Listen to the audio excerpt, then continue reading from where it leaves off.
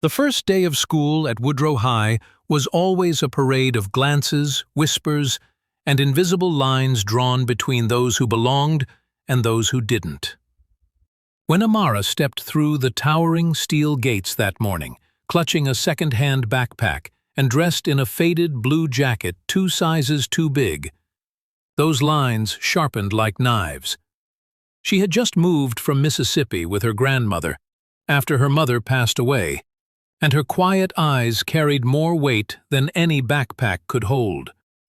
Her skin was a deep mahogany, and her curls were tied into a tight ponytail with a piece of ribbon her mother once wore. She didn't speak unless spoken to, and even then it was only a few words, polite, soft, guarded.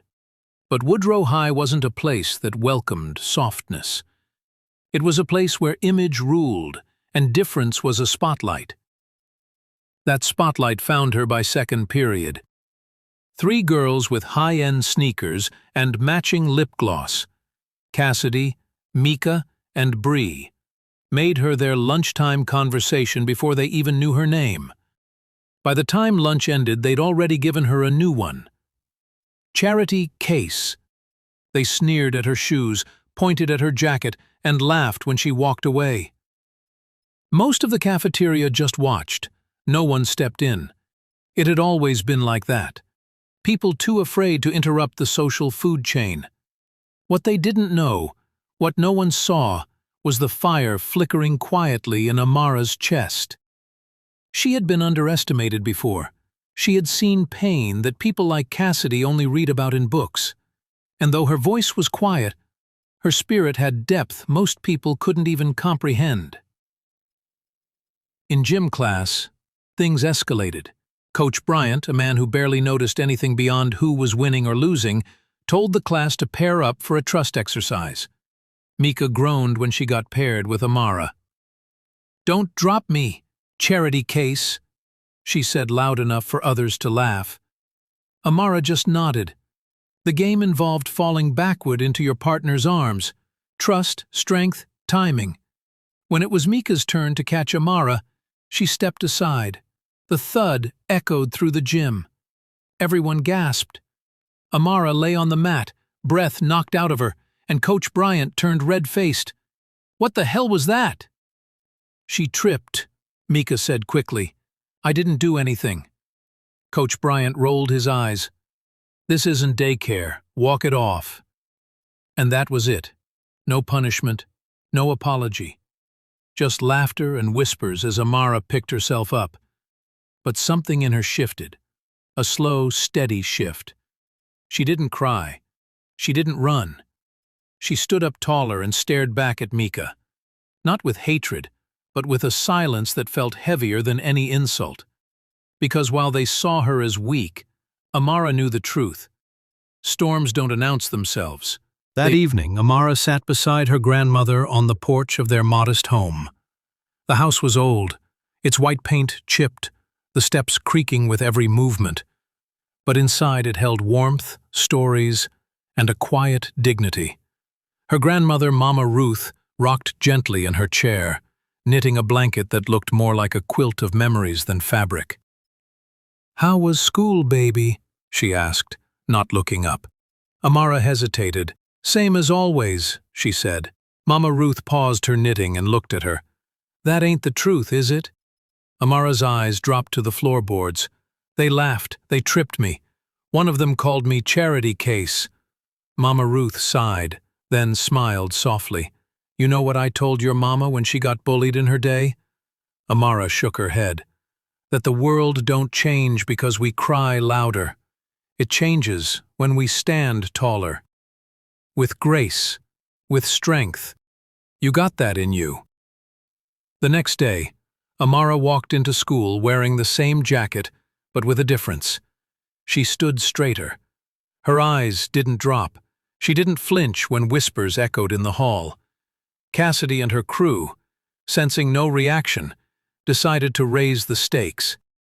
In art class, Bree accidentally spilled paint on Amara's canvas, a painting she had been working on for hours.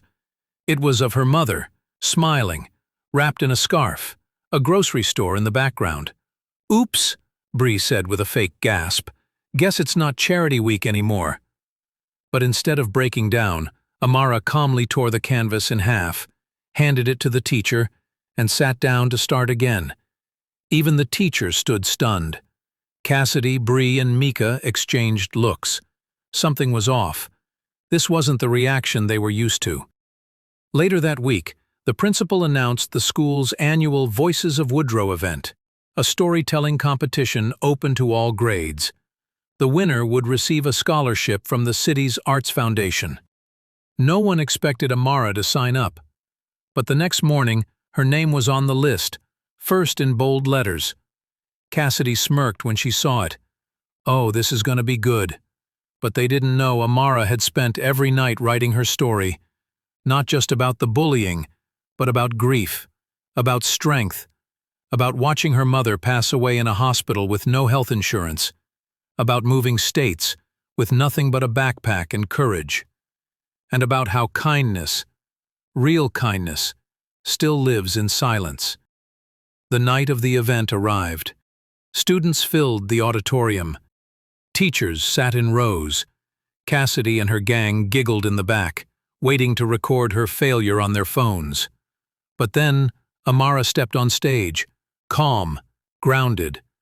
And when she began to speak, the entire room fell silent. Amara's voice trembled slightly at first, but her eyes stayed firm on the crowd as she said, "My name is Amara Hill. I'm 12 years old. I moved here with my grandmother after my mother died. I've been called names, shoved in hallways, laughed at for wearing hand-me-down shoes, but none of those things hurt as much as being invisible to people who don't even know my story." The room hushed deeper. You could hear the whir of the auditorium lights. People look at kids like me and see a punchline. They see pity. But they don't see what I've survived. They don't see my mom teaching me how to sketch on napkins at the hospital cafe while waiting on test results we knew we couldn't afford. They don't see Mama Ruth holding me when my nightmares won't stop. They don't see the strength it takes just to come back to school every day. Cassidy shifted in her seat. Mika's phone, still recording, dropped slightly in her hand. Amara continued, her voice gaining power. "I'm not asking for your sympathy. I'm not even asking for your approval. I'm just asking you to think before you decide someone doesn't belong.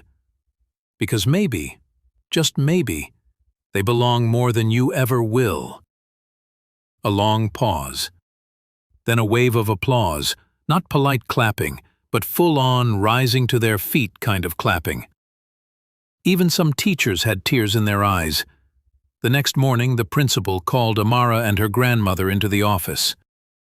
"You won," he said, "unanimously. And the city council asked if they could publish your story on their community website. They want to feature it during Diversity Month." Mama Ruth blinked back tears. Amara smiled quietly.